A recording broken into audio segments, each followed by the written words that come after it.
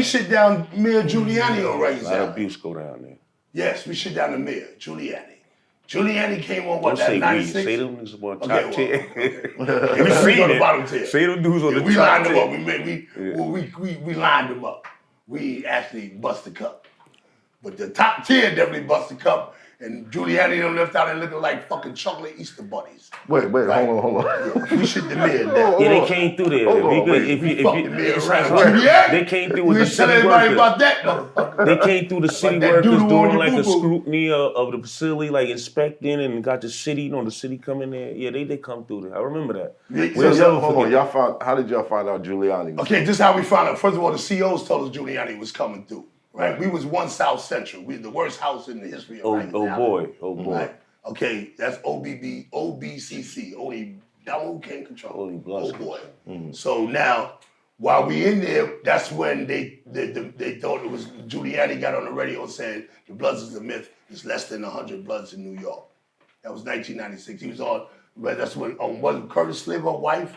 She had the Sunday show. The Guardian Angel. Yeah, Lisa Sliver. She had the Sunday night show. Lisa Evans. Giuliani came on her show. Remember, she used to be on with the Hot 97 or whatever channel she was. Yeah, Street Soldiers. Street Soldiers, right. Yeah, she came on her show one night as a guest. And he said, the Bloods is fake. There's less than 100 of them. Don't worry about anything, right? So mind you, we revolutionists now. We wasn't the Bloods he was talking about on the street. Chopping grandmothers, cutting little kids, having gang sex with little girls to bring them in the gang. Those are the ones that that's why the down moved the street, the prison Bloods wasn't respecting street Bloods. When they come in there, we hear them out, we handle them. Because we was embarrassed by the shit that we was reading in the paper while we was on Rikers Island fighting the revolution, and they out here cutting grandmothers and beating up little kids and having gang sex with girls to pick up a flag. We wasn't with that. So they all suffered when they came inside. We was right on Rikers Island, and none of us was up north yet, and we was sitting there waiting for them. Ready. So however, the situation is this. When Giuliani came through, he said what he said on Lisa Evans' show on Street Soldier. Right. So, and now he's coming to Rikers Island because the Bing just opened. Right. And the Bing supposed to have been a supermax. CPSU. Right, because they took all the Bings and all the different buildings on Rikers Island, consolidated them, and took that 5-story building with 2 sides, an A and a B side, and made the entire thing the Bing. They thought they was gonna super lock us in. That's when we was able to come out of cells. Shout out to Low Dangerous. He the one that taught us how to pop out with the toothpaste cap. Low Dangerous, flat line. And I got out of the mittens, the security. Yeah, Vibes taught us how to eat and get out of the mittens, all that. All that. I got out of them and wound up wetting so a couple times. So once we got to that place, Giuliani and them thought it was a supermax. In fact, because they closed all the Bings down in all the other buildings, what happened was the history of violence went up in Rikers Island because they put everybody and all the ops from different buildings in there. That was a bad idea. That was a bad idea. They thought it was a good idea. We proved that it was a bad idea because our recruits went up. When we was less than 200, when I wrote the codes of 200 deep, I named it because there was 200 of us in that building. Thanks to Giuliani. Thank you. Okay? Right. He thought he was stopping something, and all you did was make us pop. So now when we get there, the police is telling us Giuliani, after he did what he did on the news, he comes about a week, 2 weeks later. And the officers told us that he was coming through, so we were prepared a week in advance. You could tell they were acting like it. They was acting like somebody. Yeah, because they had us cleaning and scrubbing the block. Because 1 South was with all the red ID, predicate slashers, all the high profiles was right there. CMC, we the worst of the worst. So everybody down there in 1 South Central, that's what we called it then. That's where we all were at, right?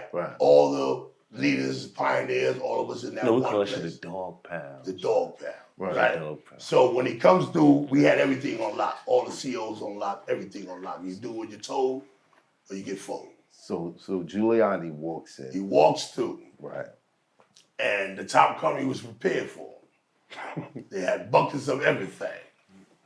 Okay? So when he gets to the back of the gallery, anybody that been in the pound, he comes to the front door, he got his little entourage, from the back, they all got their hard bottoms and suits on, Right. and they walk down the mezzanine, down the stairs, they go inspect the back of the block, which is a block. We talking about 50 cells long.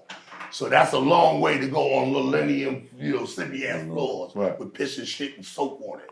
So when he gets to the back, up top, down low, let it go.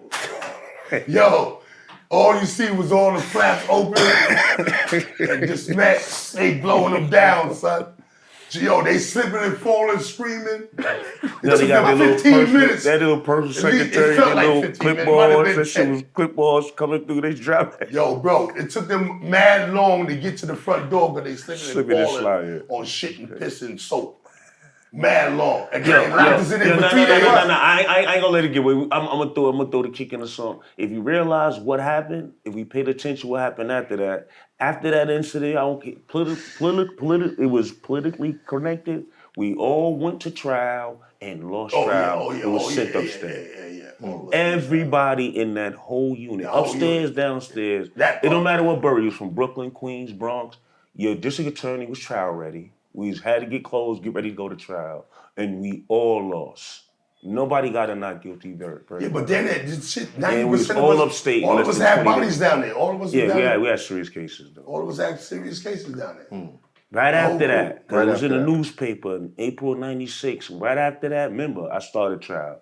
Yeah. Me, Aldi, and all us started trial at the same time. I blew. Quell Olin with the trial. We all got convicted. And it wasn't just one borough, like I said. The whole city. Yeah, every district attorney office was ready. And they pulled out cases. We all went to trial at the same time. Wow. Within a matter of 2 months, they was all ready for everybody after that incident. It made me sit back and think, though, like, really? It'd be situations like that. Like I said, we have hundreds of stories like that about our contribution, what we went through for this Damu thing, right? And it'd be situations like that, those type of memories, that type of trauma. It's felt, man. That type of trauma. So when somebody just glazed over that and didn't go through what we went through and we day one, we know what we did it for. Right. We know what we're doing it for. Period. It ain't no yesteryear. That's who we are. You know what I'm trying to say? It's who we are. So, but with understanding comes peace.